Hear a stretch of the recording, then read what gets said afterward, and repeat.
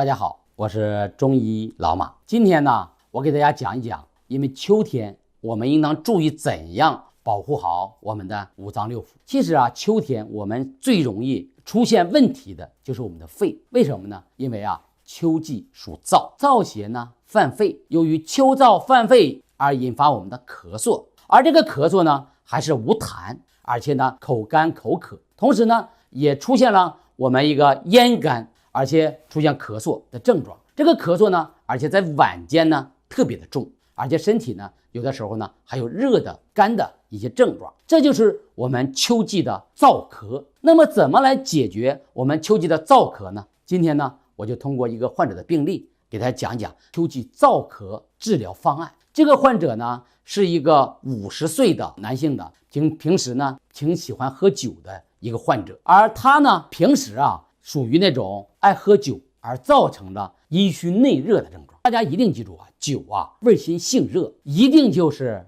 助阳生热，而这个热邪呢浊炼阴经。而我们的肺啊，大家一定记住，肺喜润而恶燥。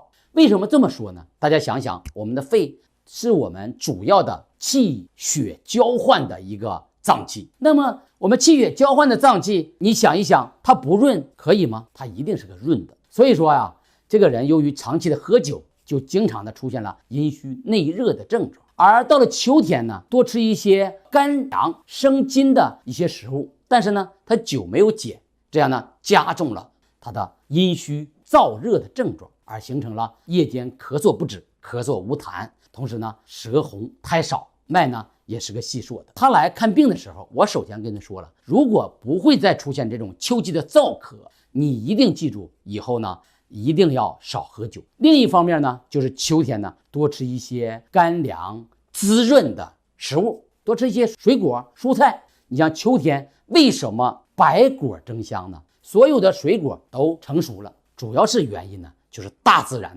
给予我们人类一些滋润干凉的水果，防止燥邪影响我们人体健康。你看我们四季都有不同的食物来对抗我们不同的过剩的天气。那么秋天的燥咳我们怎么解决呢？50岁的患者给他开的方子呢，就是滋阴润肺下气止咳。所谓的下气呢，因为是什么原因？因为肺主气司呼吸，主宣发肃降。我们的肺尤其是我们的肺气失宣直冲生门的时候，我们才会出现我们的咳嗽。这时候呢我们降肺气，咳嗽声音力减。所以说它的病因就是我们的阴虚内热，燥邪当令。给他用了我们的百合固金丸，加了一点清热的我们的栀子。